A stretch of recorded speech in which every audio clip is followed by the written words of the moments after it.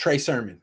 I was a little down on him, not because I feel like he's a bad running back, but I feel like if you spend a premium pick on a running back, he almost has to be special because you can get good guys later.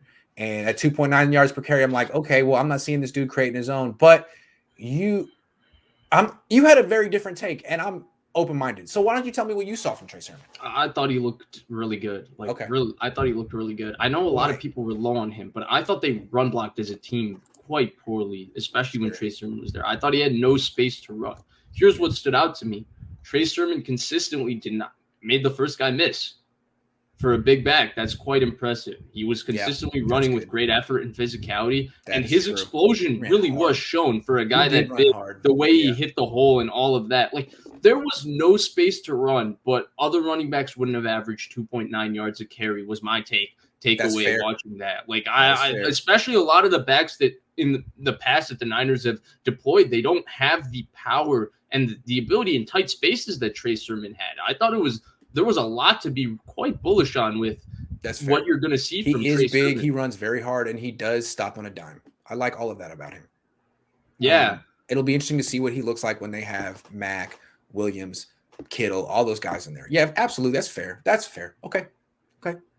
That's cool. Because I thought he played well. Really, I did. He's very important for this team because when Trey Lance becomes a starter sooner than later, everyone's saying week 7 at the latest. Okay, whatever.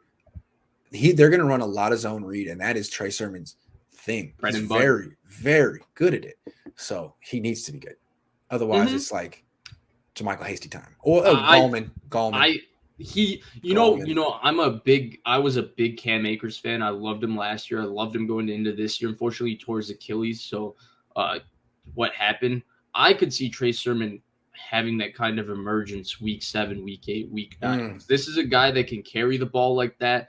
And I think he's a lot more explosive than he's given credit for. His explosion stands out in how fast he hits the hole and how quick he's able to move in tight spaces, which are only going to get better once you have Kittle and McGlinchey and Trent Williams just pile driving people to create larger holes and more space for him to run. Not to mention, you brought up Trey Lance. That by itself is going to create quite a bit more space for everybody in the run game. And I think that Sermon has quite a bit of potential in the under center I formation game, but he doesn't have much experience. And I think early on where he can have just instant success is in the gun, in the zone read.